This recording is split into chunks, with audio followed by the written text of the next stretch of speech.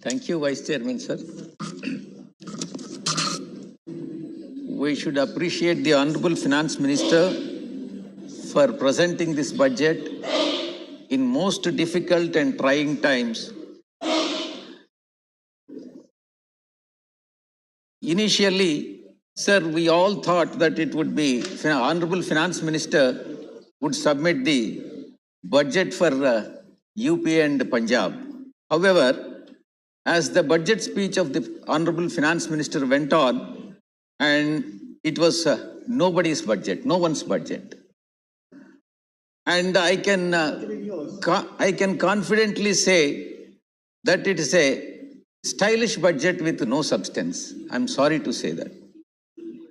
Sir, to put it in a different words, it's a budget like an operation successful but patient is dead. This budget may be a good budget for the country according to the Honorable Finance Minister, but for AP, it is bad and worst. Sir, my point is Atmanirbharata of the states. Honorable Finance Minister on several occasions talks about Atmanirbhar Bharat. But I am asking Madam, what is Atmanirbharata of the states? Not the center, not only the center. The center, according to me, and I'll give the statistics also, Vice Chairman, sir, using manipulative practices to reduce the share of state share of taxes from the central pool of taxes. Sir, center has deliberately I'm using the word, increasing the cess and surcharges in its gross tax revenues, which is not shared with the states. Sir, it has been brought down. The states' share has been brought down. In reality, though the 15th, according to the Honorable Finance Minister, the 15th Finance Commission has recommended 41%. In reality, the real percentage works out to 29%. I can give the figures also, sir. It is not 41%. It is because of cess and surcharges. And I'll give petrol as an example. The central government has collected 3.35 lakh crores by way of cess on petrol, shared just 5.8% of it, that is 19,475 crores with the states. What is shared with the states? In the case of petrol, is only 5.8%. Out of 100 rupees, 5 rupee 80 paisa. Sir, by increasing Honorable Finance Minister has coined a special word, apart from cess and surcharge. Special additional excise duty. This is nothing but cess and surcharge. By increasing the special excise additional duty, nothing but cess, the center has pooled 2.87 lakh crores from which the states are not getting a single rupee, not a single rupee. This is the situation. Sir, the share of tax component in the excise duty, which is shared with the states, has decreased by 40% in the case of petrol and 59% in the case of diesel, sir. Sir, at present, I have a statistics which I would like to, Honorable Madam is present. Sir, in the case of petrol, let us presume that the cost of the petrol is 100 rupees for the sake of brevity. Basic price is 45 rupees. Basic excise duty is 1 rupee 40 paise. And special additional excise duty is 11 rupees. Out of 11 rupees, nothing goes to the state. Nothing. Not a single rupee. Road and infrastructure cess, 18 rupees. Nothing goes to the states. Agricultural infrastructure and development cess, 2 rupees 50 paisa. Nothing goes to the states. Dealers commission, of course, it goes to the dealers.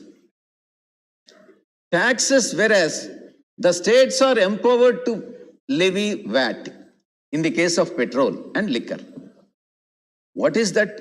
The maximum percentage any states can charge is only 10 to 15%. It varies from 10 to 15%.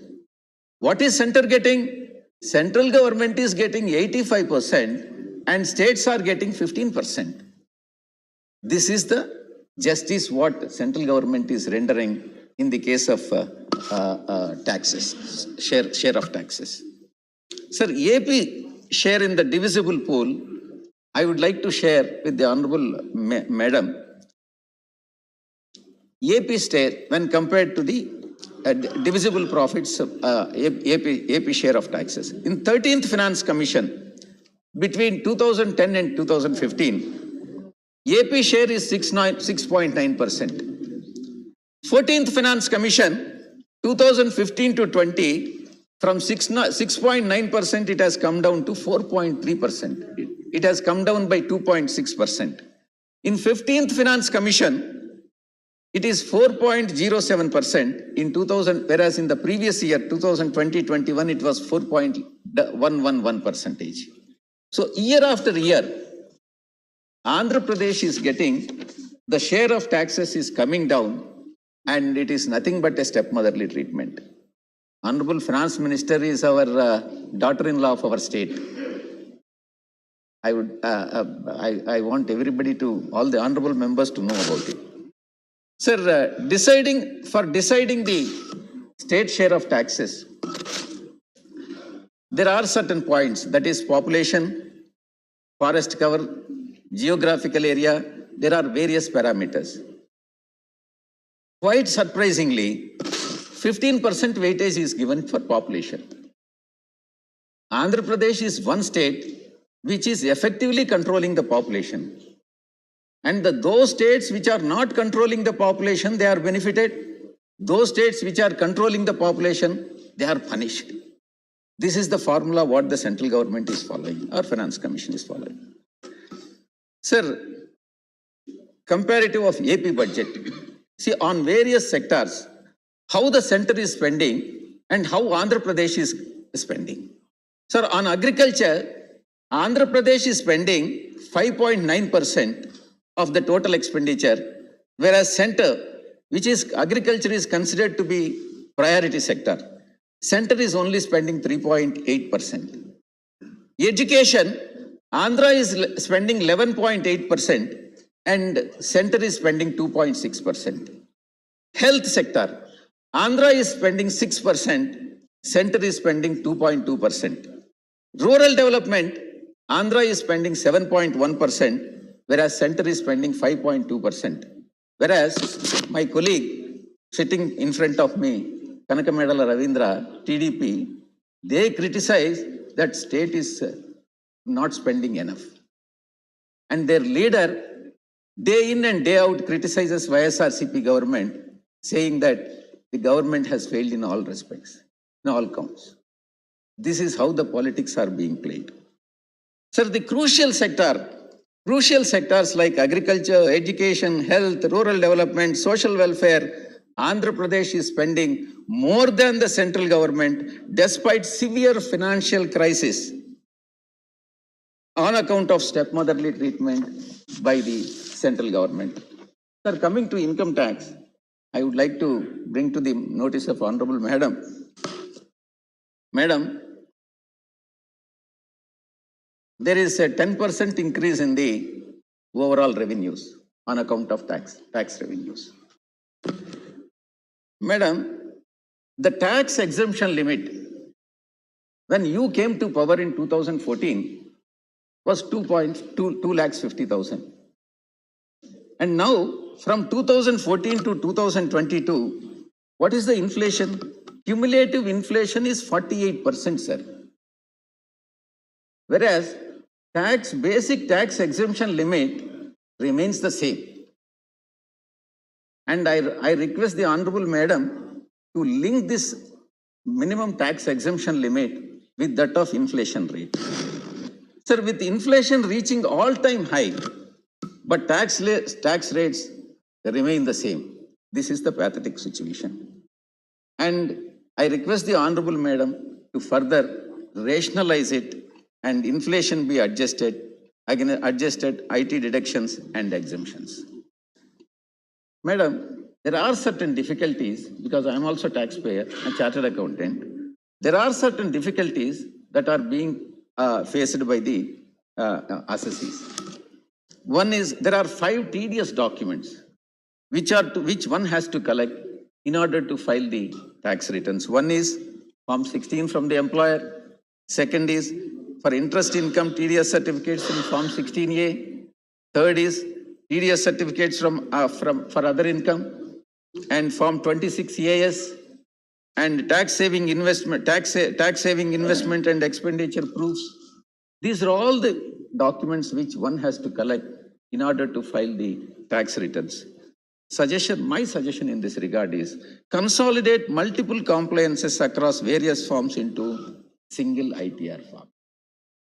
And form will make ITR, this suggestion would make the form filing IT friendly. Madam, there are certain which many assessees would have brought to the notice of Honorable Finance Minister. There are certain glitches in the portal. Lakhs of taxpayers have been complaining of glitches and errors in income tax portal for months now. There are several occasions where Honorable Madam has extended the time limit for filing the tax returns, and these glitches are to be addressed very promptly, sir. Sir, reduced subsidies, which is very, very important. Sir, food subsidy has been reduced. Center claims that nobody, in fact, in the yesterday's meeting also, the center claims that nobody remained hungry during the pandemic. But the allocation of food subsidy is down by 28%. Sir, fertilizer subsidy. Reduction in fertilizer subsidy is definitely anti-farmer. Increase in the fertilizer prices has severely affected the farmers. And the allocation towards the fertilizer subsidy has been reduced by 25%. Then coming to LPG reduction, subsidy in LPG reduction. Lakhs of poor households rely on LPG subsidy, and center has slashed the allocation by 11%. Certain important aspects regarding the Andhra Pradesh, I'm concluding it, sir. Andhra Pradesh particularly, major infrastructure projects. And in fact, in 2014, AP Reorganization Act has been passed. And 13 or 14. South Coastal Railway Zone, Vizag Chennai Corridor, Polavaram Irrigation Project. In fact, I have submitted I met Honorable Madam and then made a submission also. Kadapa Steel Plant, Dugarajapatnam Port, and Kakinada Petrochemical Complex. These are all the pending issues which are yet to be addressed by the central government, even after considerable lapse of time. Sir, national educational institutions, which the central government has granted by virtue of AP Reorganization Act, all are operating from the rental premises. Not a single national institute has got its own premises. Whether it is, be it Indian Institute of Petroleum and Energy and Indian Institute of Management, Indian Institute of Technology, Central Tribal University, all are operating from temporary campuses. And I should thank Jairam Ramesh ji for drafting such a loose act, very loosely drafted act of AP Reorganization Act. He very often, now and then, repeatedly claims that he is the author of the AP Reorganization Act, and I am sorry to say that he has drafted it most loosely, sir, and which BJP is taking advantage of it. Sir, in conclusion, the AP leadership, AP BJP leadership, every day now started criticizing our party and government for no reason. What is center doing for AP? That AP BJP will not raise that issue. Center is doing nothing and giving stepmotherly treatment to AP, Andhra Pradesh, whereas Andhra Pradesh BJP day in and day out criticizes the YSRCP government.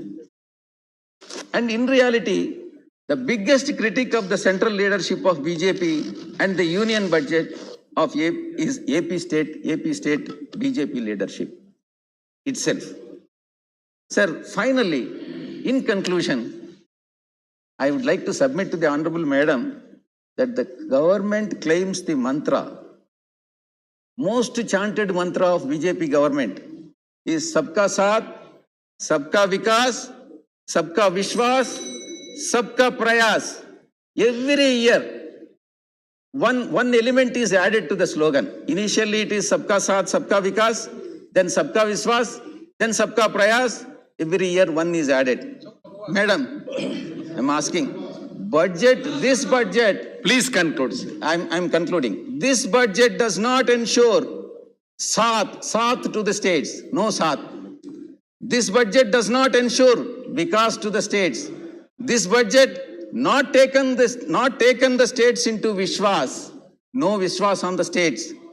This budget does not ensure supporting the prayas of the states. No Saath, no Vikas, no Vishwas, no prayas.